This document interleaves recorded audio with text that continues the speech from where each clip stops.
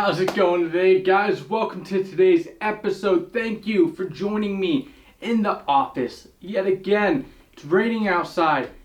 I've been really busy this week actually, so I didn't really have time to plan out a video and do like a little adventure thing like I like to do. So in turn, I'm gonna take the information I've been gathering about my gas mileage on my 33-inch tires I just put on. So I did about 5 fill-ups.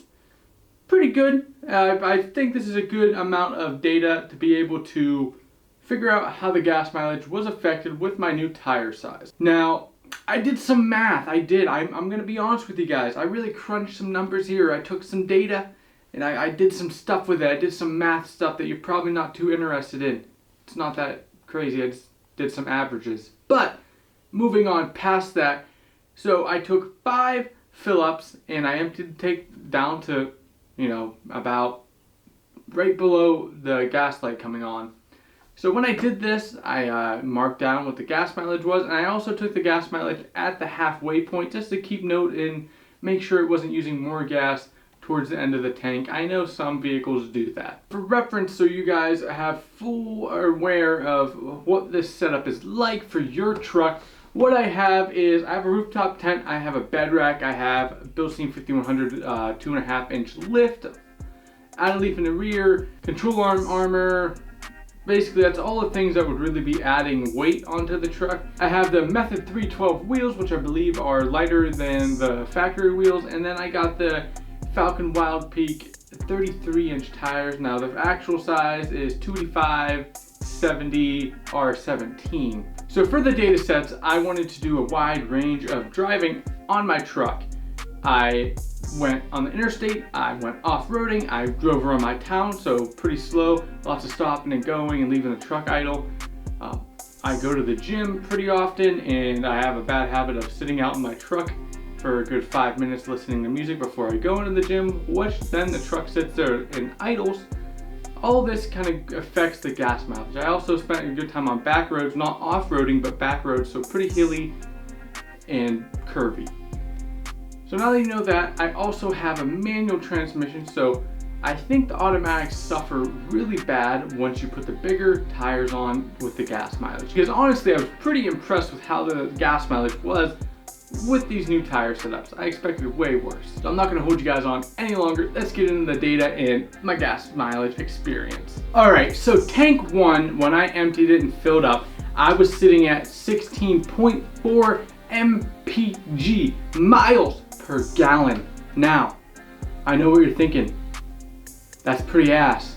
And that's fair. But when I was doing some research on other people that have automatics with a similar setup, they're getting around 15 to 14, so about 2 miles per gallon less. But that is only tank 1.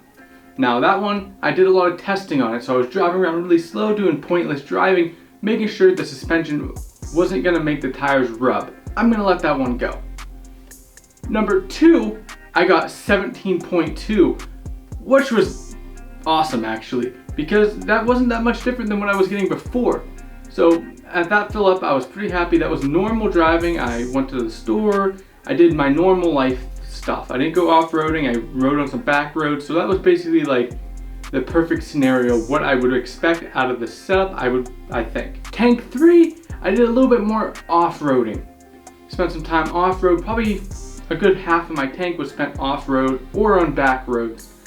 Now this kind of made the fuel economy suffer because I got 15.6 at the end of this one.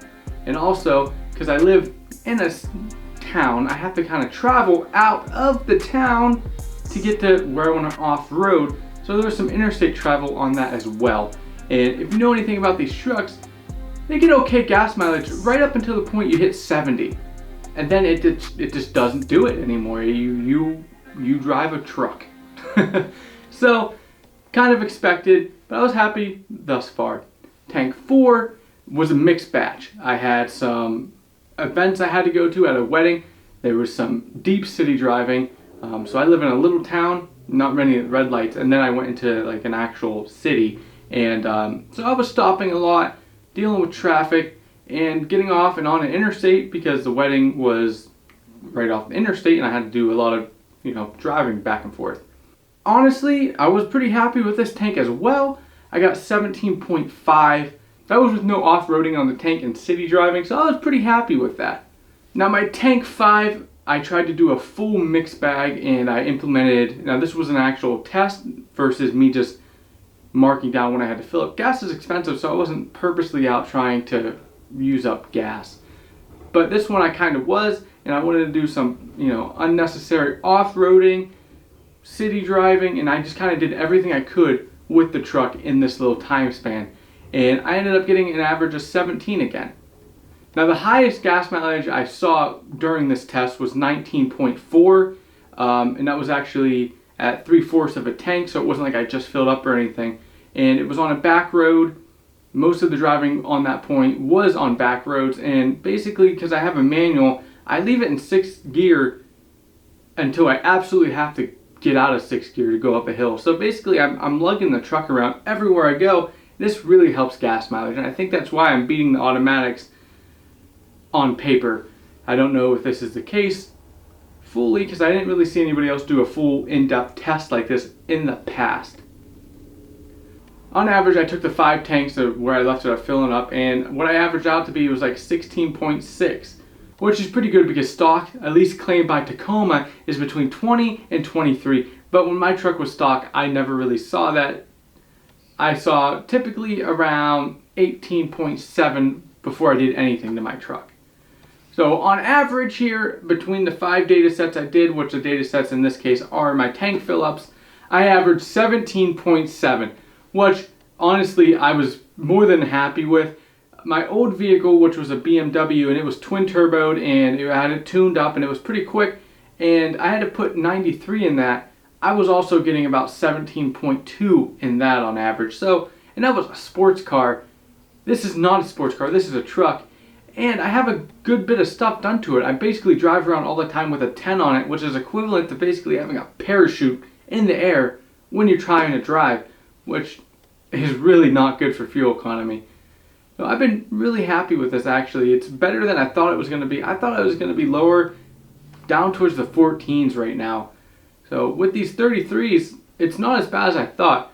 Let me know in the comments if you guys with automatics have a similar setup and are experiencing lower fuel economy. I'm just curious how much the automatic versus manual transmission is really affecting the fuel economy here. If you're liking this kind of video, please leave a like, leave a comment. I know this is kind of blunt and kind of really information heavy, but I didn't have time to do an adventure video this week, and I had all this data from this test I've been running for a few weeks. So I wanted to let you guys know in this video what I'm experiencing with fuel economy.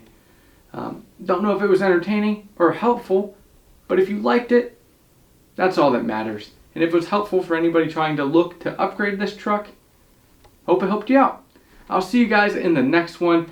Check out any of my other videos right here. I do some camping stuff, we do some stuff, and I'll see you guys in the next one.